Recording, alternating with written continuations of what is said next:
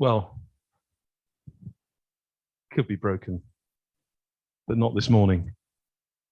Good morning, everyone. Welcome to the National Institute of Economic and Social Research. I'm Jagjit Chadha, the Director of the National Institute.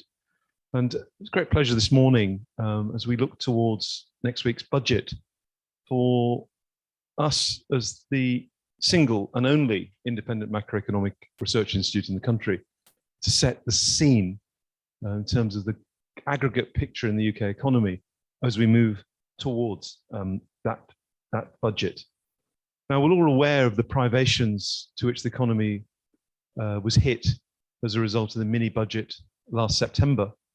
And we also welcome the calming effect of the autumn statement in November. And I think from that mini budget, which I think we've described as anything between a fiasco and a disaster, or maybe both, or both points in between, is that a couple of good things have emerged. And one is that the incoming Chancellor, Jeremy Hunt, set a very early date for the budget next week so that resources could be amassed in order to tackle the questions the country needed an answer to.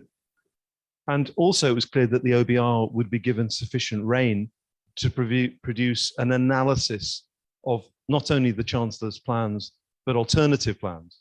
And what we think is still lacking is that analysis and the publication of those alternate plans so that we, the public and experts, can also understand the alternatives faced by the Chancellor. And that's very much the motivation for our discussion this morning. But despite the progress we've seen, and I think the return to some idea of sound money and fiscal sustainability is good, very, very clear for us to understand that within that space of orthodoxy and fiscal sustainability, there are a large number of choices that any Chancellor or setter of economic policy has. It's not the case that there is no alternative. There are many alternatives, and shortly we'll be hearing much about them.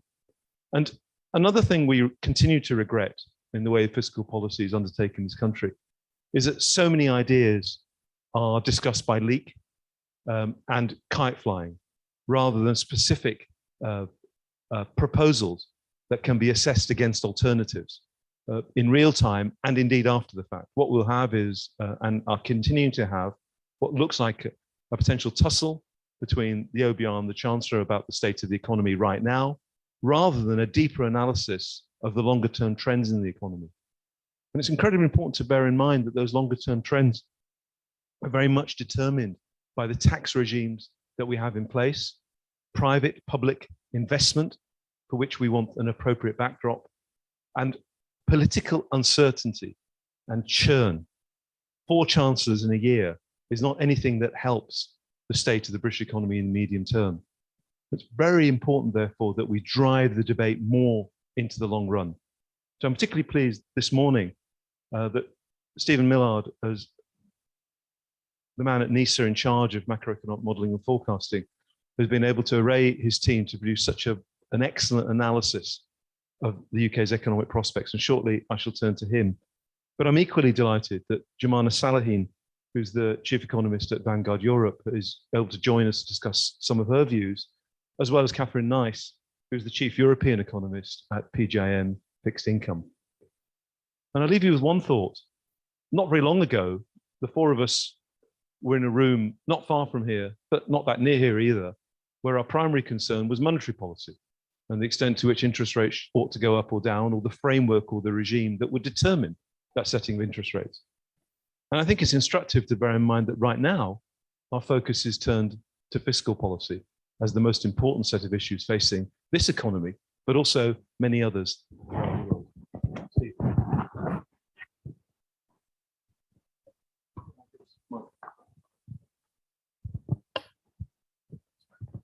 Thank you, Jagda. Before I go any further, I should say this is the work of an entire team of people, almost all of whom I think, no, actually all of whom are sat here in the room with us. So I'm not going to single anybody out, but many, many thanks to everybody who's been involved in this. It's really been a team effort and fantastic as a result.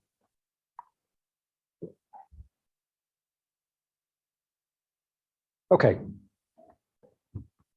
So I'm going to start with where we were in November. The OBR were able to produce their economic and fiscal outlook. And in that, they said that the Chancellor could meet his deficit and debt targets, the new ones, this is for 2027 to 28, with £18.6 billion to spare on the deficit side, £9.2 billion to spare on the debt side. Now, since November, government finances have actually done rather well. The deficit on a like-for-like basis has actually come in £36.6 billion smaller than we were expecting in November. That's for this fiscal year. And similarly, the debt is 1% of GDP lower than we were expecting in November. That's good news. On the face of it, that gives the Chancellor a £30 billion windfall that he can spend at his upcoming budget. But more than that, though, since November, the outlook for real GDP has improved a little bit. And the expected peak in interest rates, I think, has fallen since November. And both of these things, again, will add to the fiscal room that the Chancellor has for his budget next week. And then there's a big difference between our view at NISA and the view of the OBR, and that is on inflation. So we think inflation is going to be much more persistent than the OBR. And as a result of that, and I'll go through this a little bit more in a wee while, that's going to create a lot more fiscal space. And indeed, we actually think the Chancellor has a total of £166 billion of fiscal space against the deficit target and £97.5 billion against the debt target. So much larger figures than were expected by the OBR in November, and even larger than just adding the 30 billion or so that we've had since then. So these tables are really boring, but I thought I'd better include them just to show where the calculations come from. This is from the OBR's economic and fiscal outlook in November, and you can see at the bottom the deficit to GDP ratio and the debt to GDP ratio. So for this fiscal year, they're expecting the deficit to come in at 7% of GDP and the debt to be just under 90% of GDP. As we move forward, the OBR were expecting the debt to rise to a peak of 97.6% of GDP in 25.6 before beginning to come down. The deficit, on the other hand, coming down, sort of getting below 3 in 25.6. Now, our forecast looks quite a bit different to that, in that we have the debt to GDP ratio falling immediately. The deficit to GDP ratio actually have in surplus in these years. So what's driving this? Well, there are a few things. I'm going to go back. The first is those interest payments. We actually think they're going to be slightly smaller. Again, we think the peak in interest rates not quite where it was.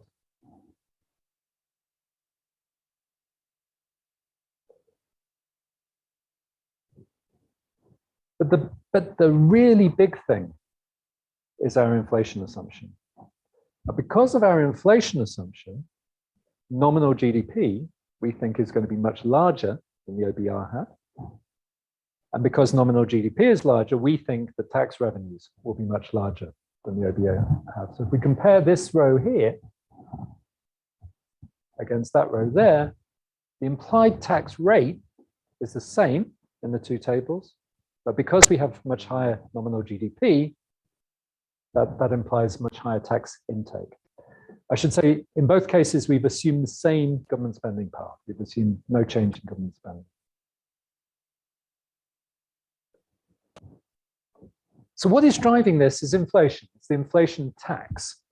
And the idea here is that if I hold £100 billion worth of government debt and inflation is high, that £100 billion is going to be worth less in a year's time.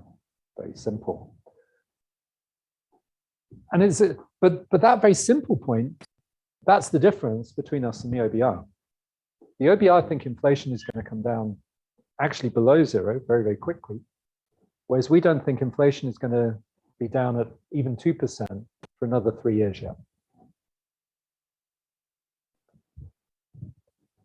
So that real reduction in the real value of the government's debt effectively acts to reduce the effective deficit. So in other words, I could run a deficit of X% of GDP, but if inflation is high, that knocks off a whole heap of value of the debt. So it's possible that even though I'm running a nominal deficit, that my debt could actually fall.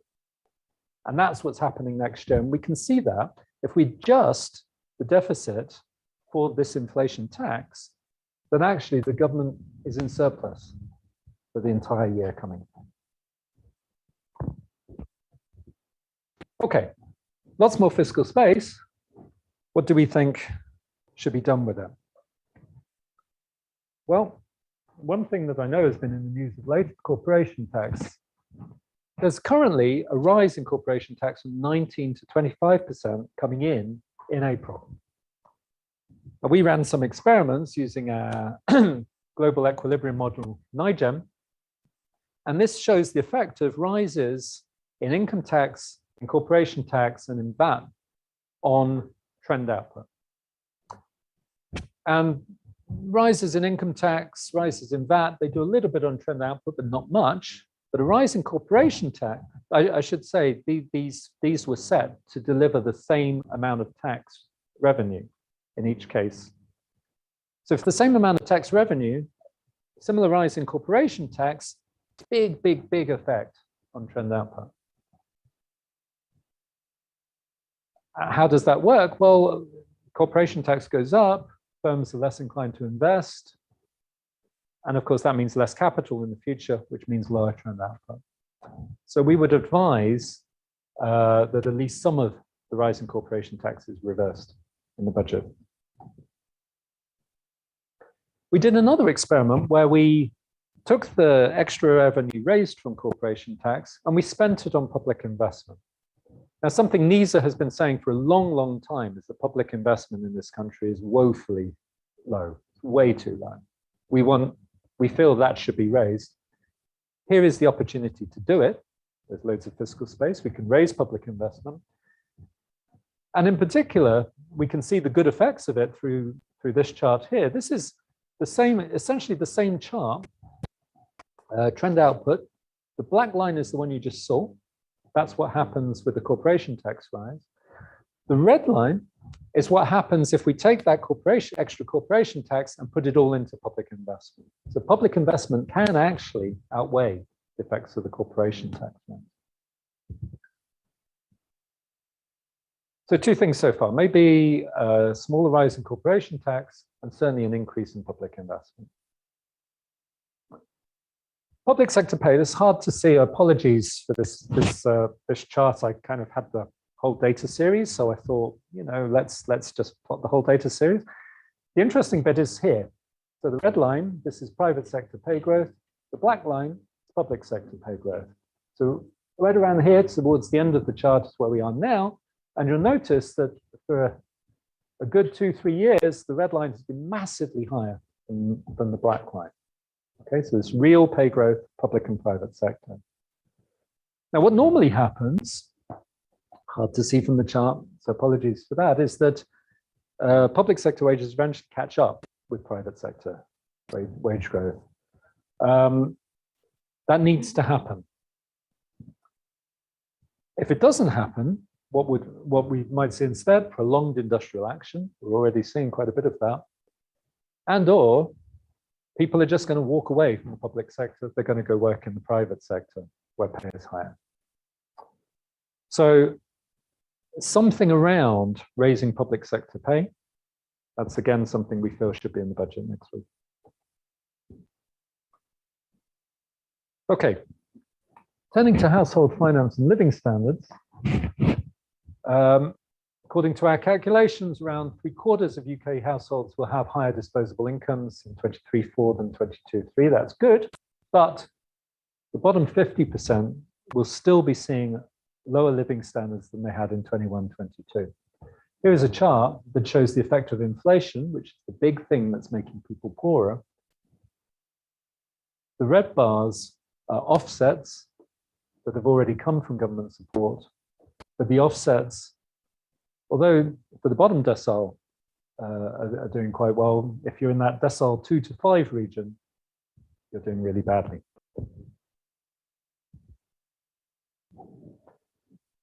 So what do we think should be done? Well, holding the energy price guarantee at £2,500, that will definitely help. That's a good example of a policy that's been kind of tested by leak, which again is something that I certainly don't approve of. Of course, the problem with the EPG itself is it's very expensive and it's not targeted. It doesn't necessarily help those most in need. So we propose instead a combination of two things: an opt-in social tariff and a variable price cap. I'm hoping I have a chart. I do. A social tariff, that discounts energy for poor and vulnerable households. And our aim would be somehow to limit bills for the poorest to 10% of their income. So this is energy spending as a proportion of your income, from poorest to richest. And basically this area here, this is how much the social tariff would cost. Now that amount is only £7 billion a year. The EPG itself is going to cost around £29 billion over the coming year.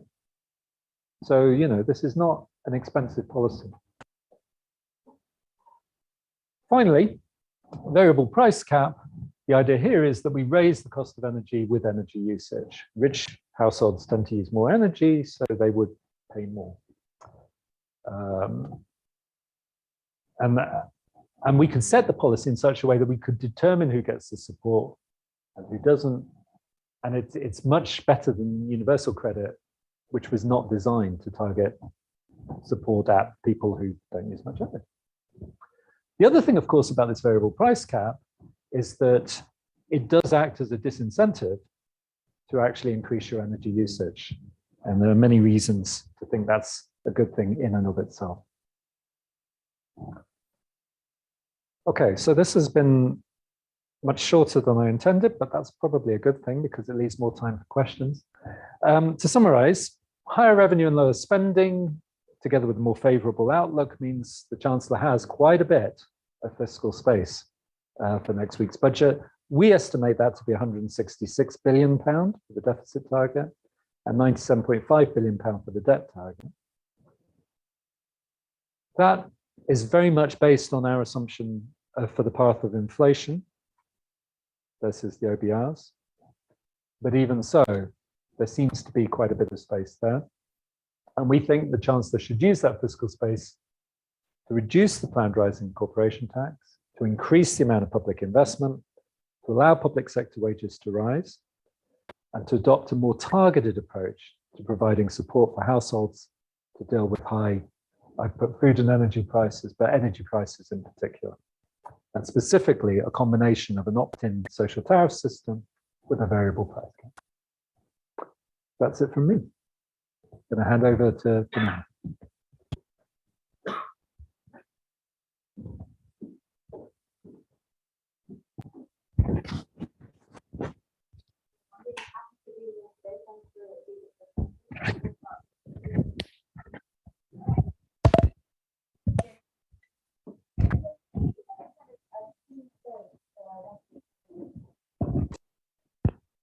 First of all, public finances have improved since the November report, and I've sort of said that's with respect to good luck. So I use that because we always talk about good luck with policy. And so here, obviously, we've seen the gas prices fall, we've seen optimism. We've also seen China reopening, which has also been a reason to be optimistic as well, and we've seen confidence improve. And you know, the growth outlook is much better. Instead of seeing 6 quarters of recession, we're now seeing a very mild recession, maybe 2 to 3 quarters. But I wanted to kind of give my view from the point of markets, given that I'm working now. And I really wanted to emphasize that what markets want to see is that prudent fiscal policy. And what do they mean by that? Really, they are looking to see whether the fiscal policies are very much in line with the fiscal target. And in particular, the debt to GDP ratio that Steve was talking about, is that falling at the end of the 5-year horizon? And it wasn't during the mini budget crisis. So that's really when we saw markets go crazy. So they really want to see that debt to GDP falling at the end of the horizon. I also wanted to emphasize that the weak long-term growth outlook that Judges talked about right at the start is not favorable for UK assets, and we are seeing that already. So UK assets, what do I mean in terms of that? Like, are people buying equities that are issued in the UK? Are people buying gilts? And actually, we are seeing that there is a move in the financial market away from UK assets towards those global ex-UK assets.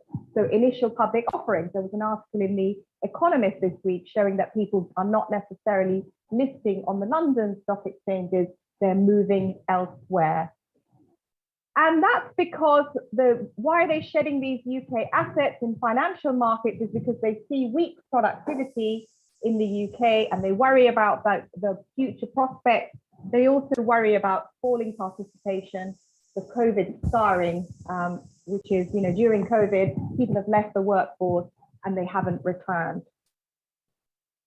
I'm going to touch briefly on the policies proposed, the reversal of the planned rise in corporation tax, increased public sector pay, targeted energy support. And I really want to kind of end, when I was thinking about coming to this event, I was thinking more about what Jagjit said right at the front, and which is also reflected in the NISA paper, that really, what I'd really like to see from the government is that kind of greater ambition, more blue sky thinking, really tackling the fundamental problems that are out there with respect to the fiscal finances and thinking about a new fiscal framework. So just focusing on the report, and did this chart quite quickly this morning, looking at where we are in terms of the debt to GDP ratio, just trying to get a sense of, there is a huge uncertainty out there with respect to how much fiscal space is there. So I think this is your numbers here, Steve, from your report, very, very optimistic numbers. And as you say, that's very much linked to your assumptions, bringing debt to GDP down in line with where it was during the March budget. So, very, very much more positive than where we were in November. And just to give another data point, I put up here the Resolution Foundation forecast just published, I think it was last week, on where they think debt to GDP. So really what I wanted to say is that there is a huge amount of uncertainty about how much fiscal space there's out there, because it depends on what you're assuming about the future. And what I sort of backed out here from the numbers in that helpful table that Steve showed is nominal GDP growth in the NISA report. You've got tracking between 4 and 5% in that medium term. And of course you say, well, why is nominal GDP growth stronger? Is that because real GDP is stronger or inflation? If it is going to be due to that higher potential growth rate, then great. If it's due to the higher inflation above target, Steve, I think you said inflation for the next 3 years is still above 3%, then I would say that the implicit bond rates that are built into that table are probably going to be higher. But just another point on the NISA report, and then I'm really going to talk more about the long-term challenges, is I thought that there were lots of innovative ideas in the report, which I really liked, and I wanted to call those out. I think the analysis that you've done of the more targeted energy support measures, where the price varies by your consumption, that's a really good idea, because we know that poorer households have been turning off their heating to try and save on those bills. So making the price linked to the quantity you consume, I really like that. And I also really like that chart that you showed of the corporation tax and the impact it has on long run growth. So having the NISA model is a great way to kind of illustrate those dynamics further out. So what about potential supply growth? So I wanted to show this table because when the Bank of England published its inflation report, the monetary policy report in February, I was really struck by their estimate of potential output growth. 0.7% is what they're saying. Okay, so just to give you an idea, pre-global financial crisis, we were talking about potential output growth of 2.5%. So not only are these all the numbers across the board lower, you know, the Bank of England stands out kind of very much an outlier with respect to what they think of in terms of potential output growth. So that's that number here, 0.7. And the components that make that up are also very weak in their view. And thanks to Steve for sharing the numbers that are the long-term growth outlook that you have for the NISA report. And, you know, it's kind of a little bit on the high side relative to others, but pretty much ballpark in line with what the IMF have and what the OBR have, you know, 1.5, 1.6. But this is going to be the key determinant. So if you're looking forward to the fiscal finances, as Steve pointed out, if you have a much better outlook on growth and a much higher inflation outlook, you're going to get that bigger fiscal space, right? So these are quite critical, but this is really where we need to try and solve the long run problem. And I wanted to show these charts. I'm sure that most of you have seen these charts already, but I still find them killer charts. So I always like to talk about them. And you can see here, UK investment, it's actually indexed to 2015. And you can see investment in the UK pretty much stagnant. Not quite, it's grown 2.8% since 2015. But if you look at what's happening in Europe and what's happening in the US, we see much, much bigger numbers in terms of business investment. And we know that business investment is a key driver of productivity growth in the long run. And then another chart, which is on what's happened to participation. I drew here the level of participation because I think most people forget the level of participation in the UK is actually quite high, above Europe. But yes, we have seen a fall in the participation rate. Everybody's been very much focused on that. This is called the COVID scarring, that people have left the labour market, have not returned. So an 80 basis point drop in that participation rate. And, you know, there are various proposals that are out there in terms of boosting investment. I just wanted to show these as an indication of what other think tanks are potentially thinking about in terms of policies to improve long-term productivity and also labor supply. So all of this would improve the growth outlook in the long run, which is that table I was talking about, you know, the growth long-term outlook. And of course, there are some overlap here between what was proposed in the NISA report on corporation tax being one that everybody seems to agree with. So just to kind of conclude, the current positive news on public finances certainly does provide fiscal space, but the exact size of that space, whether that's, you know, small or actually quite big, in the case of the NISA report, will depend on your macro assumptions. I do think that that additional fiscal space should be targeted towards that long-term growth outlook, and the focus should be on boosting productivity through public and private investment. So agree very much with the sentiments in your report. The recent upside surprises to global inflation, and that's continuing, obviously means that wages remain under scrutiny. So something just to worry there.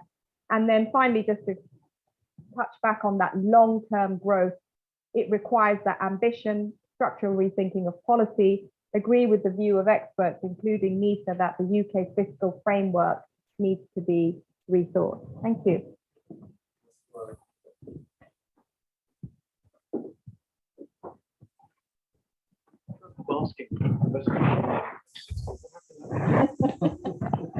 So Referendum. can I just check if this is actually working? Because I think I did try to turn it on.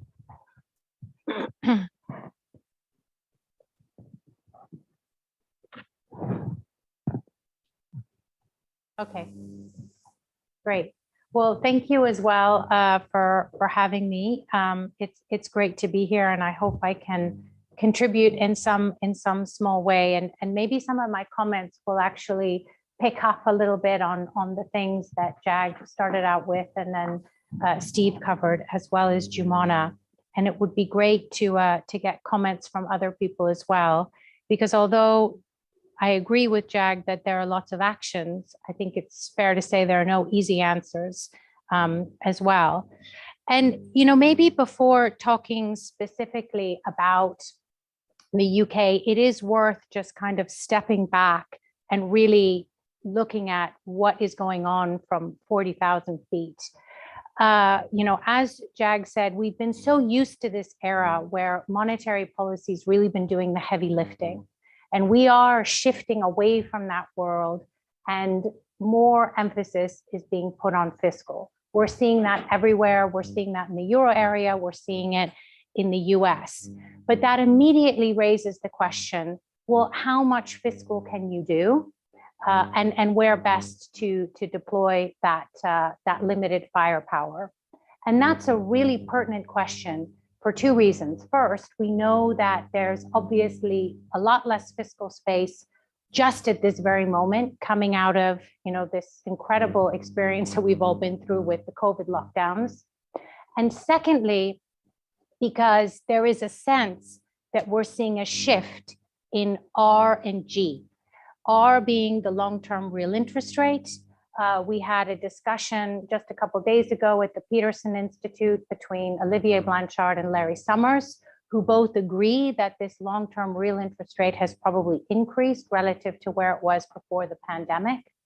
And there are question marks around G, the long-term growth rate of the economy. Jumana just pointed out, you know, assumptions for significantly lower growth rates in the UK that are going to challenge the difference between R minus G, and which mean that maybe the fiscal space that we have is a lot less than perhaps what we've become used to over the previous decade. So this is a challenge and an unknown that is not unique to the UK, but is a general trend that we're seeing more widely. So where does the UK fit in? Do I just scroll down for my charts? Yes. Okay, great. So these charts, I think, are going to be very well known to everybody. The first of them is on quarterly GDP growth. So the UK is always the light blue. And you can see, especially towards the end of last year, and a lot of the soft indicators that we're seeing in the early part of this year, really the UK stands out, and not in a good way, in terms of growth rates.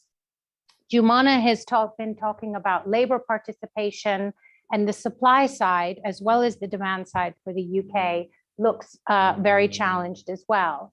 Now, this chart, I think, in a way, you know, is you know, a little bit harsh on the UK, because I'm normalizing pre-pandemic to just highlight this trend that Jumana pointed out, that the UK is actually, you know, very unusual in terms of the impact on labor participation versus the US and the UK.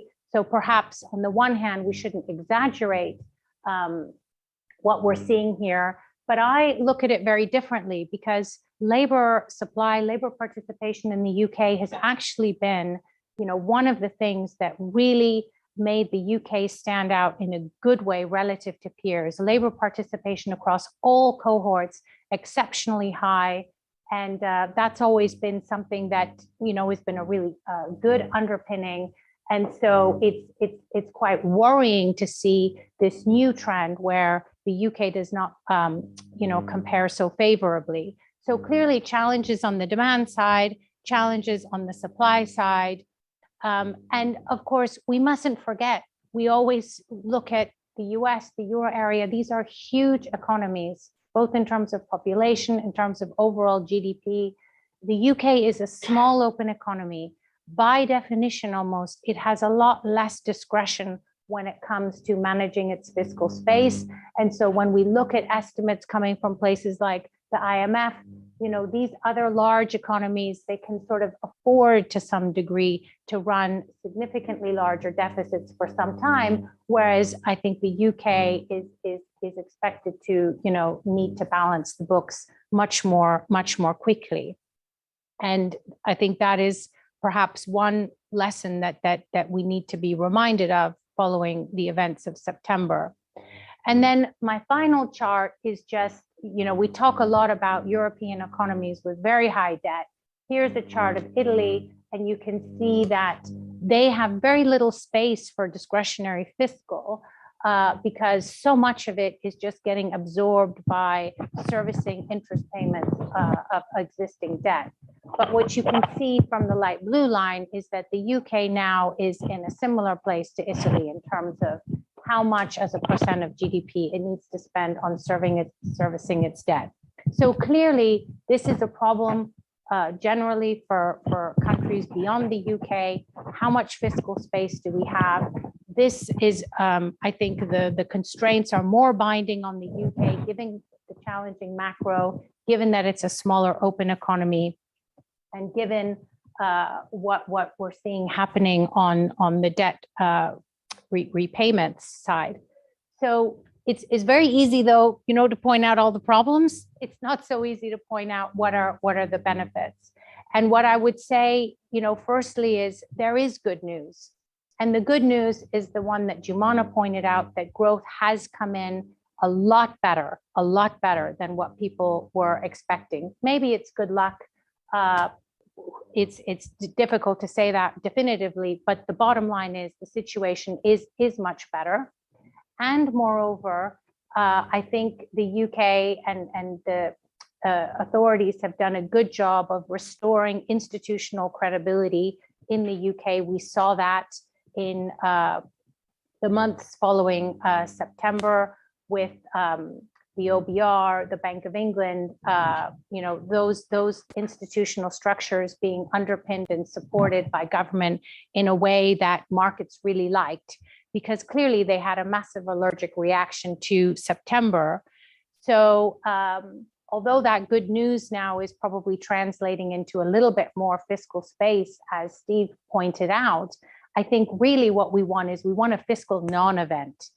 When we get the announcement next week, it really is still about restoring and staying the course.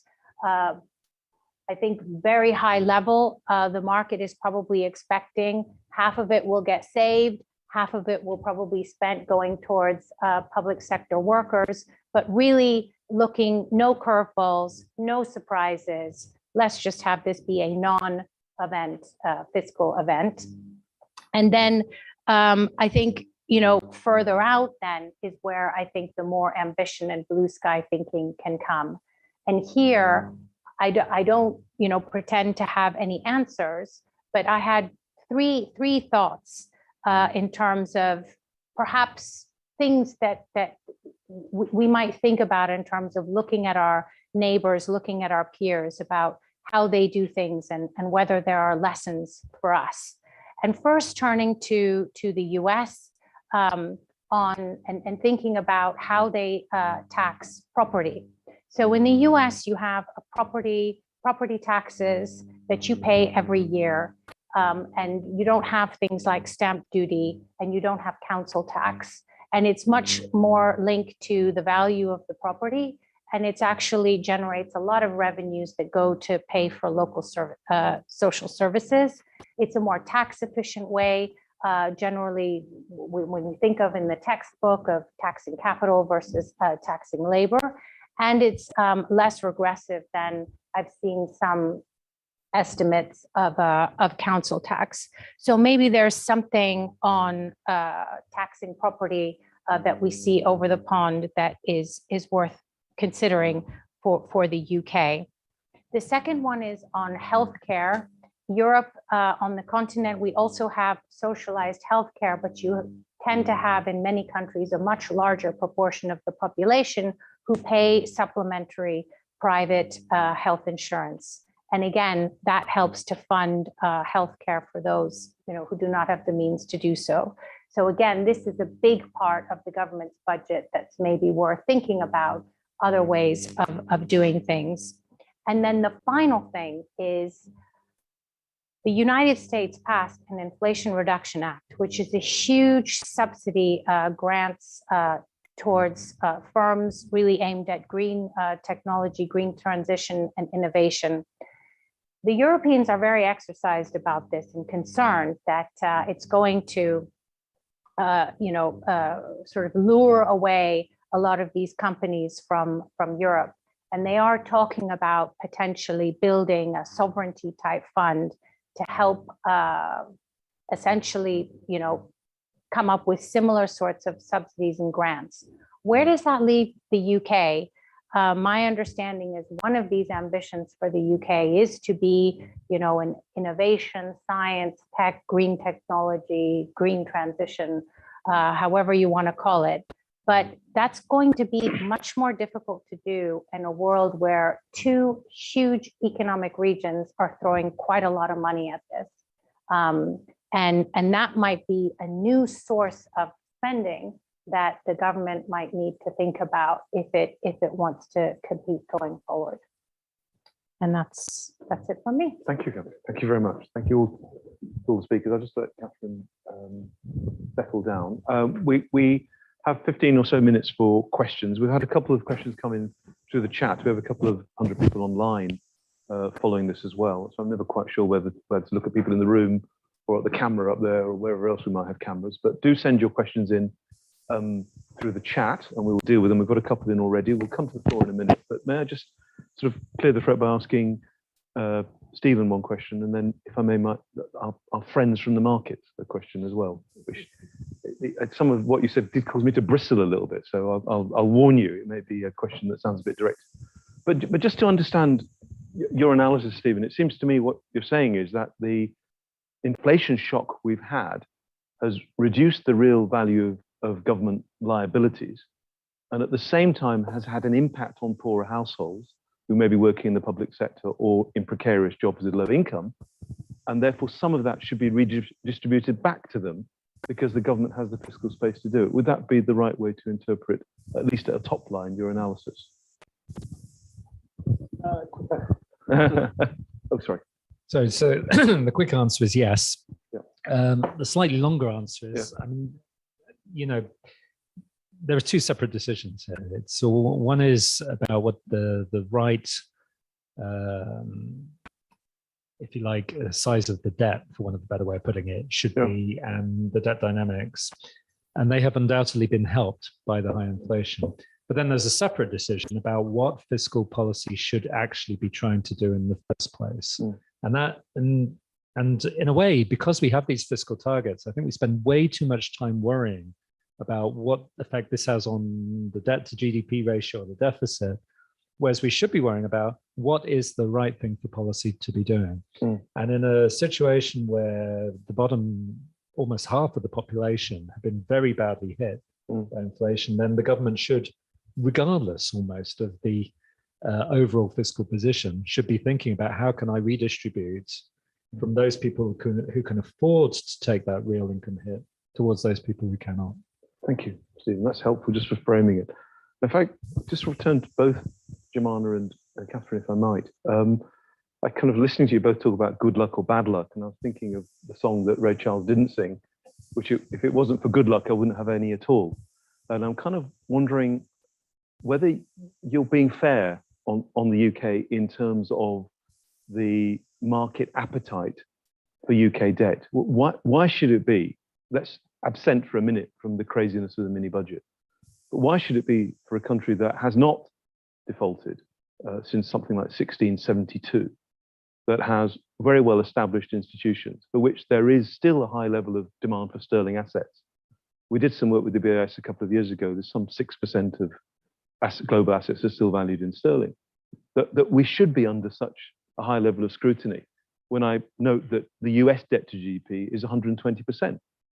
So I sort of hear this from the markets quite a lot, that they want to see tight fiscal policy. But are you really telling me, perhaps it's a function of QT, that the markets are so concerned about the UK underlying fiscal position, monetary framework, the quality of our institutions and law of order, that they really want to see debt squeezed to the extent to which I hear, not from you two, but from some market participants.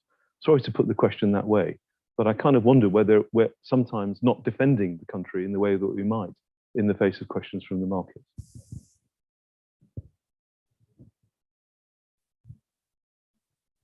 So I think, I don't know if this is on, but I hope it is. what markets are looking for is that prudence in fiscal policy. And as you said at the start, there has been increased political uncertainty. And I think post-Brexit as well, there has been, markets are still figuring out what is the direction and long-term trajectory of the UK economy, both politically and economically. And so I think that's really where, that's sort of like, they're still watching, they want clarity, they see numbers coming out saying weak investment. They're not quite sure, but they're sort of like assessing and reassessing. But absolutely take the point that, yes, we still going back hundreds of years, there are demand for sterling assets. And in that sense, there is potential for the UK to be increasing its, borrowing to invest and therefore improve the long run. So I hope that makes sense. But really what markets are looking for is where's the UK economy going post-Brexit? And that's not 100% clear. I understand. Yeah, and just to add as well, I think the comment I was making more was just around surprises. I think the market is looking for what it's expecting and not surprises and curveballs at this budget. Googly, I believe we say in this country. Sorry? That's right. Fine. Thank you very much. That's really helpful. Just wanted to explore that idea. Let's take some questions from the room. We've got 1, 2. We've got a third. When you ask a question, just introduce yourself so we know who you are, and then we'll go to you. That's 2 in the room. It'll probably be a third by the time we've clicked this question. Please. Hello, it's Neil McDonald from Channel 4 News. I just want to ask you a little bit about this forecast, the debt and the deficit, because if it's correct, it radically transforms the debate about the public finances in the UK, and certainly the way the Treasury has been relentlessly indicating it, because the papers are clearly reporting that they think that the margin by which they'll hit the debt target will still be around £9 billion in the OBR report. So I just wondered, how confident are you about your figures? Because if they are correct, I was thinking, for example, we could basically reintroduce the entire trust budget and still meet the, well, no, but we could, couldn't we? And still meet the fiscal rules very comfortably, which seems a remarkable conclusion 4 months after her government disappeared. We'll get, next question. Thank you. Thank you. Hi, my name is Melissa Lawford. I'm from The Telegraph. Just on what you were saying about the government focusing too much on, or maybe focusing too much on fiscal targets and not enough on actual real world policy. Do you think that means the Treasury is paying too much attention to the OBR's forecast and they hold too much sway over Jeremy Hunt's thinking right now?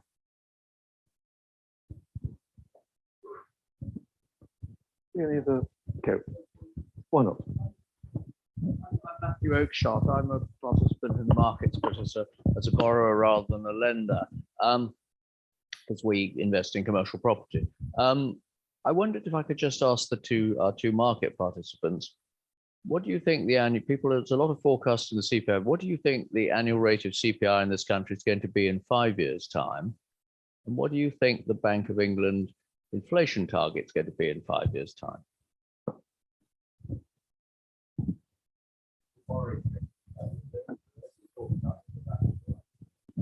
Are you authorised to give investment advice this morning? Let's come back to that shortly. We've got a couple. Let me sort of. I'll come to you on the numbers in a minute that Neil asked about. But I think on the Kwarteng Trust budget, there were other issues rather than the size, not only the size of the fiscal impulse given to the economy. There's a question mark about the size of the extent to which demand was stoked by that budget, which we would agree was potentially large. But at the same time, statements were made about there being more possibly to come. More possibly to come. Remember the statements on the Sunday, as well as an unrealistic growth target. We saw a wonderful table from Jemana talking about potential growth being. Let me just sort of take the numbers as you gave. At best 1.6, possibly as low as 0.7, and we had a chance of targeting 2.5. So that's telling you there's a stream of interventions going to happen over the next few years, not just one. You also had a very clear set of statements that this was not a government that was going to cooperate with independent economic institutions. Senior members of the Treasury have been defenestrated. The OBR's forecasts, which were presented, were told that they were not required. And the Bank of England have been regularly attacked by members of the government over the summer. And indeed, the fiscal analysis that was being produced for the mini budget was not shared with members of the MPC. So we can argue about the fiscal impetus of a particular size of government expenditure, but when we analyze that autumn set of statements, there were a lot of other things that were undermining the overall framework for setting monetary and fiscal policy in this country, which we talked about a few minutes ago. It was despite the uncertainties of Brexit, have been in place for a very long time and have done very well. So I think we need to think about that as well, the amplification effect of those things. If we go back, do you want to say something about the numbers, even though they're very uncertain? And then we'll obviously come to the other question after that, if we may. Yeah, the numbers are very, very uncertain. The two big ones, the two ones to watch, the view on tax rates and assuming that the assumed tax rate in the OBR's report is independent of their view of the trajectory of nominal GDP. I suspect, I mean, I made that particular assumption. It seemed the logical one to do, but I suspect tax intake will be smaller than in our forecast. And that means the amount of fiscal space will not be as large. But I made the assumption because that way it's very clear what the assumption is and you can challenge it, and that's fine. The other one is on inflation, where I'm actually much more bullish, should I say, about our inflation forecast. I would be incredibly surprised if inflation were to fall below zero, which it was in the OBR's forecast back in November. Apart from anything else, I don't think the Monetary Policy Committee would allow that. And I think actually the fact the inflation is coming down over a period of 2 years or so is the right space to be in. I don't think, again, the Monetary Policy Committee would necessarily want inflation to be coming down faster than that if it meant a worse recession in the UK. But of course, it's very uncertain. Inflation could come down very, very quickly. You know, we've seen energy prices already fall quite dramatically, and then that would make a big difference to our forecast and to the amount of fiscal space available. I suppose, I think this works.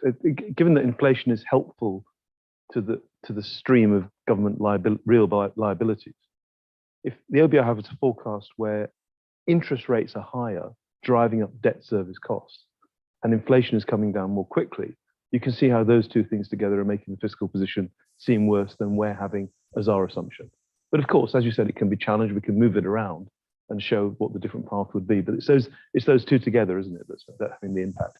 Because market interest rates have come down quite a lot since November. We're not quite sure what the OBR used. Exactly, and that kind of comes to your question, which is, is Jeremy Hunt beholden to the OBR's forecast? I think the answer is no. I think this is pure speculation, but my suspicion is that they have the government has a particular view as to what fiscal policy should be doing, and in a way can use the fiscal targets and the OBR's forecast as an excuse. They can say, well, we'd love to do more, but we can't because we'll miss our fiscal targets. But you know, at the end of the day, the Chancellor and the Treasury, the Chancellor wants to do particular fiscal policy, then they will find a way of doing it. Jemana, you want to add anything to those? So just on the question about inflation over the medium term, I think most economists would look at things like survey-based measures, market-based measures of inflation over the medium term. And I'm not sure I have any special insight to say that there's any other magical number to look at beyond those sort of traditional sources. In terms of inflation, in terms of you asked a second question around the inflation mandate. Please give Catherine a chance to answer. She's doing her best. So I find this actually really quite interesting because for a number of years when inflation, for example, in the US was below 2% and looked like it was trending away, there was a growing consensus of views that perhaps the inflation target should be increased. But I think most people, came to the conclusion that if you're missing your target and it's at 2, it seems a bit odd to raise it to 3, and you're even further away from it. Now we're again hearing some discussion about raising the inflation target, but of course inflation is much higher than 2%. But again, the big worry is that by the optics of looking like you're kind of shifting the goalposts, is probably going to have an impact on central bank inflation credibility. So that might not be such a good idea either. So that would suggest that the only time that you could change the inflation target is when it's at your old target of 2. But then the problem is that by moving it from 2 to 3 kind of invites the perception that central banks have such granular control over inflation, especially for a small open economy like the UK, where headline inflation does get affected a lot by the exchange rate, could also, I think, impact on credibility.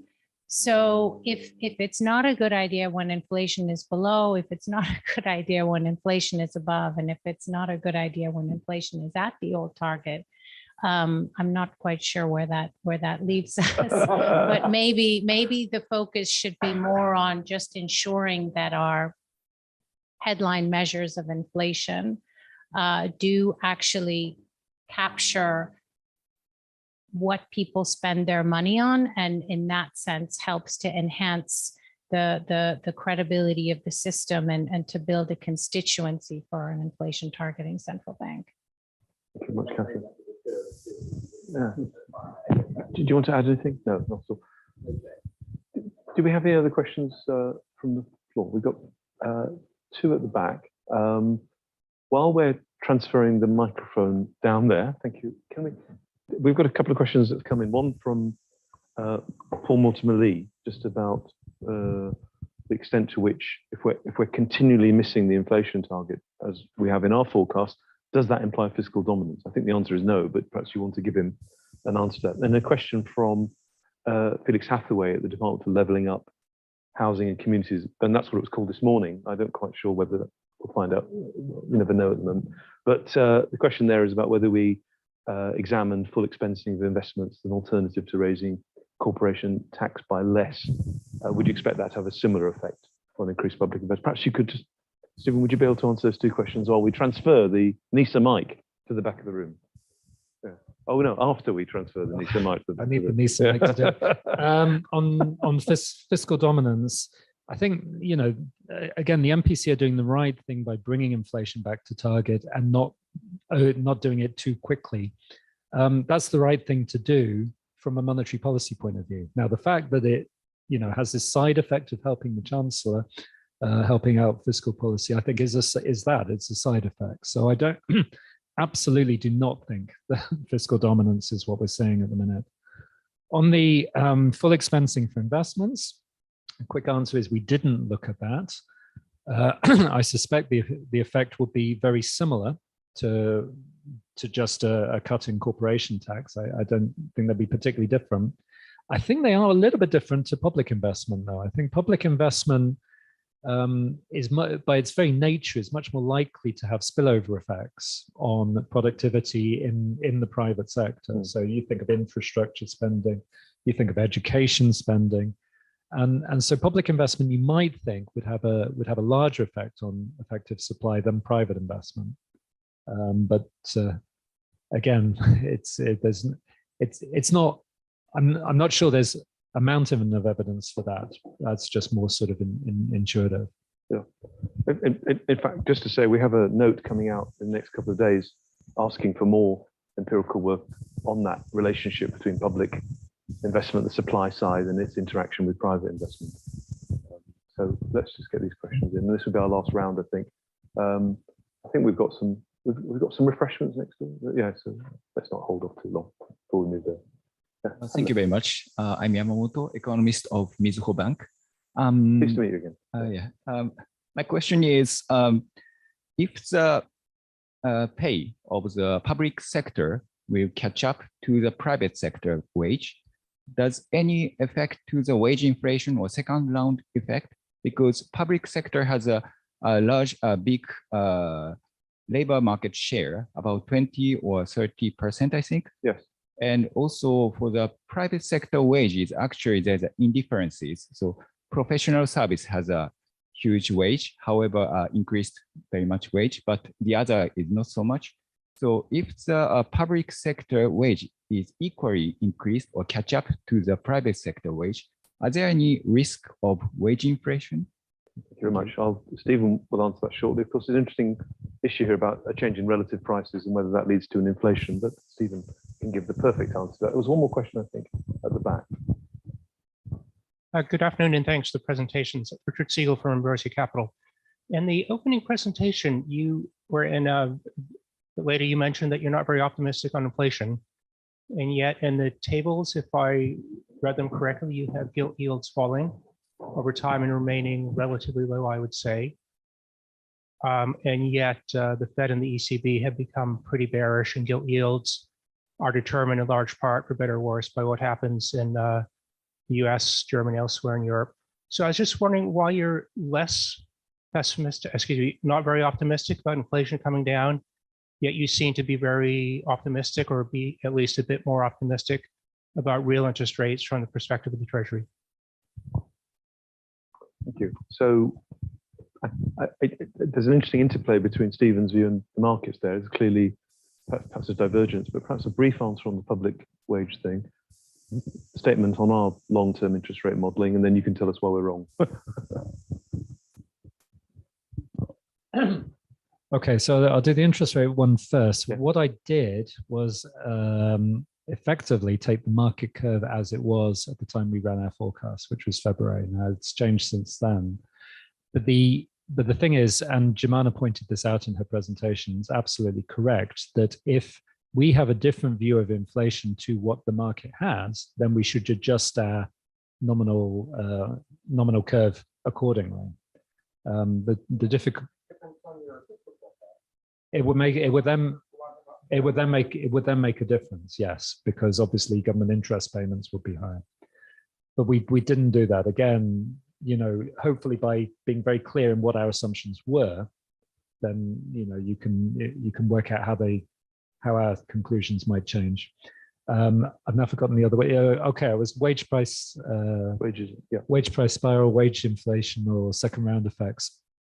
So our analysis, and Ed at the back of the room can correct me if I get this wrong, but there seems to be a link from private sector wage growth to public sector wage growth, in the sense that private sector wage growth is high for a while, then public sector wage growth catches up. And the logic is that the public sector has to catch up, otherwise people will just all move to the private sector. Private sector wages, on the other hand, seem to be determined by supply and demand within the private sector. So if public sector wages were to rise, it's not clear that that would have much, if any, knock on private sector wages.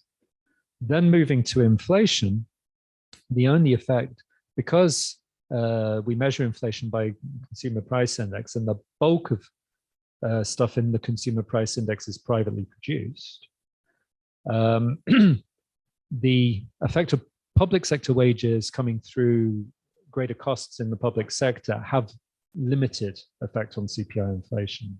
So the only effect then is the higher wages of public sector workers lead to higher demand from those households, which will have a small effect on inflation. So I guess the bottom line is small effect, but it is that, it's a small effect. And certainly it doesn't come through an exploding, ever increasing wages, John.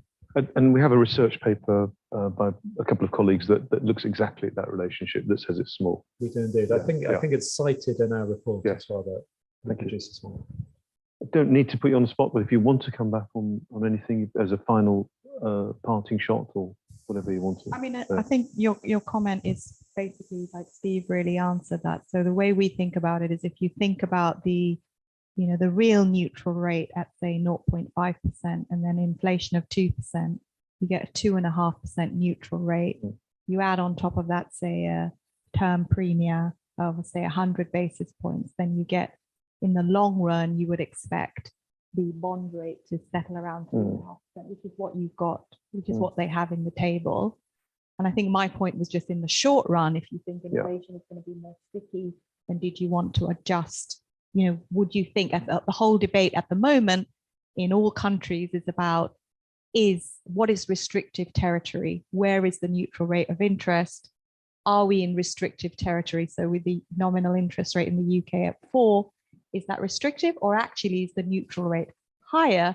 In other words, that's why we're not being restrictive and pushing down on growth as much as you'd like to. So I hope that answers your question. A bit technical.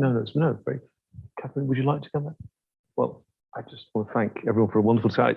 Really, the answer in the end is all about credibility. You can have a persistent overshoot in inflation for quite some time, but if the MPC do a good enough job, and that's an interesting discussion for another day, in explaining the horizon over which it's trying to get inflation back without injecting undue output volatility into the system, you can have a persistent inflation overshoot without having a large bond sell-off, which essentially is what Jemana, I think Catherine and Stephen are all arguing. It doesn't necessarily have to transfer its way to the long end of the yield curve. It boils down to credibility. The institutions that we have, the objectives, and the quality of the people running them and working in them, on which note, very impressed with the quality of the people at Vanguard and PGIM, with my colleagues here at NISA this morning for helping to put this event on. I want to thank you all for coming.